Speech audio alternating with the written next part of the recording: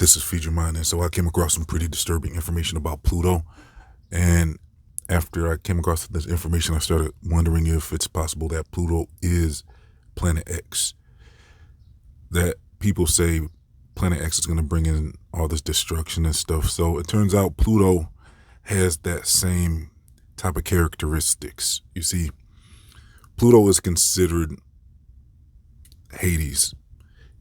The Romans worshiped Pluto before they even knew there was an object in the sky.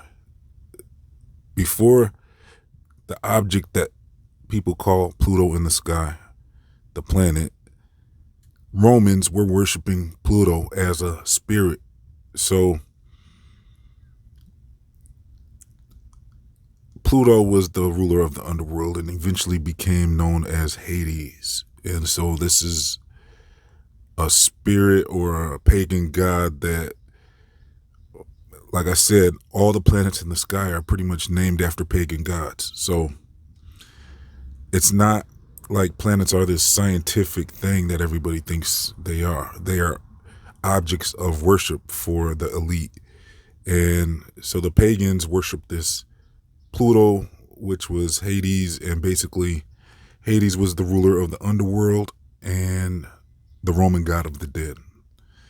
And so this Pluto spirit was considered a necromantic pagan god who had the power to control the dead and spirits and the underworld. Also, Pluto was a sign of social unrest to them. Like, that's what Pluto represented, all this destruction and death, basically. So basically they say Pluto was over Rome for its second return at the fall of Rome. And so when Rome was falling, Pluto was in the sky in a particular place that these astronomers or astrologists found significant. And so, like I said, Pluto was not a known planet at the time. So how did they figure out that this was in the sky? Well, basically, they traced back, because when Pluto was first discovered, which was around 1930, they didn't discover Pluto till around 1930. Okay, because it's not really a visible planet. It's like, that's why I said it's kind of like Planet X, because it's kind of like a hidden planet. But that's not the only hidden planet, because basically in the heliocentric model, they say Pluto is the farthest from the sun. And in the geocentric model, this discussion is relevant because all the so-called planets and stars and celestial objects revolve around the North Polaris star. The only difference is with the heliocentric model, they're saying everything revolves around the sun. But this discussion is relevant for either option, no matter what side of the fence you're on. And so basically, when Copernicus first discovered planets, he only knew about like 5 or 6 of them, if you include Earth. And so it wasn't until much later that they discovered planets 7, 8, and 9. And so when they discovered the other planets, they realized that Pluto was up there, and it took them until 1930 to figure that out. They call it the slowest planet to revolve around the sun, or the North Polaris, as some might, as a geocentrist say. So it's the slowest moving celestial body up there. Now, we're calling them planets in this video, but we can call them wandering stars or whatever. But just to make it simple, we're going to just continue this discussion as is. And so basically, Pluto was at another significant spot on July 4th, 1776. The astrologers have determined that Pluto was over America it's on its second return, well, on its first return to the Earth. So when they say return to the Earth, I think they're saying as far as when they can visibly see it. Now, I don't know if they can see it for the whole 246-year orbit, or if it sounds like they're saying they can't really see it until a certain period of time. So this is one of the times now where they're saying it's returned. And so that's why it took them so long to discover Pluto and the other 3 planets like Uranus, because they were saying basically the other planets were visible to the naked eye because they shine so bright. But these other 7, 8, and 9 planets, or whatever you want to call them, they were dimmer. So they weren't really visible without a telescope. So they didn't know they were up there. But basically, they're saying this is the first time that Pluto has returned in 248 years. So since the birth of America, Pluto is now finally back. And now I'm questioning if this is why they were trying to act like Pluto wasn't a planet anymore, as if they were trying to ignore it because they see what happens when Pluto comes. You see, there's been great resets that have taken place when Pluto arrives back, whatever that's supposed to mean. See, like I said, I mean, they're saying this is its return.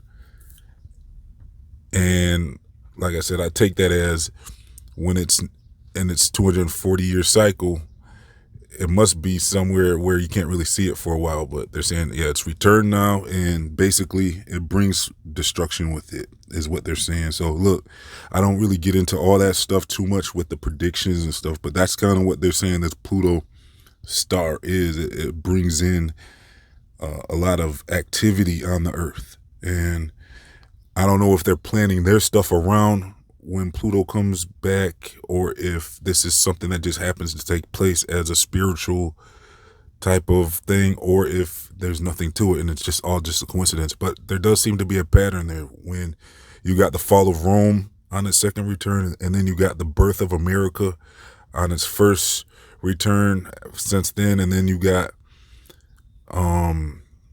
now you got it coming back for the first time in 240 years right now. And they're saying its first point of interest was on February 22nd, 2022. So 2/22/22. And that was a time when they're saying Pluto was at a place that they found that matched up and synced up with a particular place of interest that they haven't seen in 248 years. Like, they're saying this is a big deal. Now, I'm not much of an astrologist, so that's why I was saying, like, if you guys know more what they're talking about as far as what makes it so significant, it sounds like it's just significant that it's in the sky so close to Earth at this point or whatever. But I think they're all close to Earth anyways, but it must be at a particular place where it must be closer than usual or whatever. But the astrologists are claiming this is a big deal, and this hasn't happened in a very long time.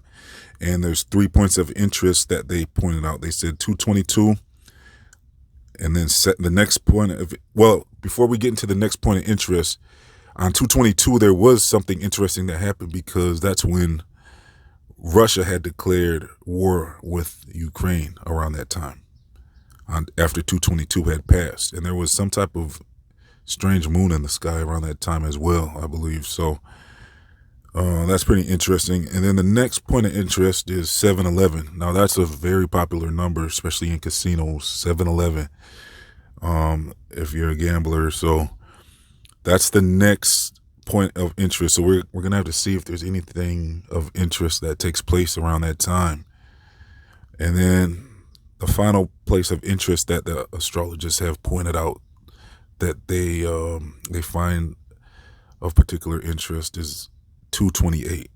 So after those 3 dates, they're saying Pluto goes back off into its, I guess, shadows or whatever they're saying, and it's going on its on another 248 year cycle after that. So 228 is the final point of interest that these astrologers have pointed out. And on that day, what I find interesting is that's pretty much around the time of New Year's. So it's right up to that last day.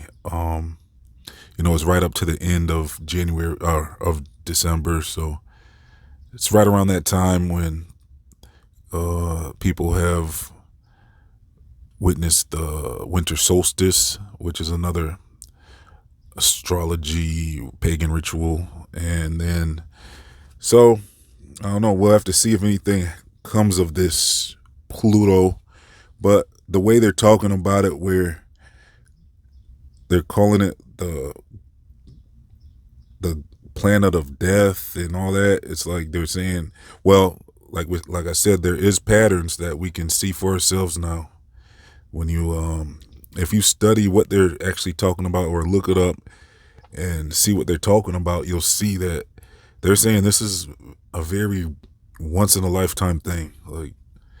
Like I said, I don't quite understand what's the big deal about all this stuff, but they're saying, yeah, they're saying it's a very big deal, and it hasn't happened in 248 years. So they're saying this return in the year 2022, this return of Pluto, is something significant. And they picked out those 3 dates that they said is where it aligns with its previous track or whatever, where the birth of America happened. And I don't see where these 3 dates are, they don't really seem like too much to me, but to them, I guess they're saying it means a lot. So like I said, I don't really get into all that prediction stuff though. But I am kind of interested to see if anything happens. I mean, there's nothing wrong with just observing and just being aware of this type of information just to see if anything comes of it or not. Usually stuff like this, nothing comes of it. I mean, everybody was saying like December 21st, 2012 with the Mayan calendar and stuff. So, stuff like that usually, I mean, you don't really see too much happening when people point out these dates and stuff, but it's interesting that they're saying there is literal patterns that you can trace back with this Pluto. And you can really see, supposedly they're saying that big things had taken place when it returns to Earth, whatever that's supposed to mean, or when it's closest to Earth. Like I said, it's not real clear what the big deal is all about, but that's what they're saying, and that's the pattern that has been picked up on with Pluto. So I know a lot of the world leaders plan their stuff around astrology and stuff sometimes, and they're more into that stuff. I think it has to do with the zodiac probably, or something, possibly, who knows. But it's actually a coincidence as well, because like I said, they didn't even know Pluto was they didn't even have a planet in the sky that they called Pluto at the time. So for them to be able to trace it back and catch these significant dates, according to their astrological or astronomy charts or whatever, they're saying that these dates were very significant. So let me know your thoughts in the comment section and the description box. If you want to sign up to my free email newsletters, I'm going to leave a link in the comment section and the description box. I'm also accepting $1 donations if you want to help keep Feed Your Mind online. I'm also going to be over at my Feed Your Mind 3 channel, dropping information on and videos on stuff I don't talk about on this channel. So make sure you're subscribed over there. I'm also going to leave links to my social media. Please like, comment, share, and subscribe. This has been Feed Your Mind, signing off.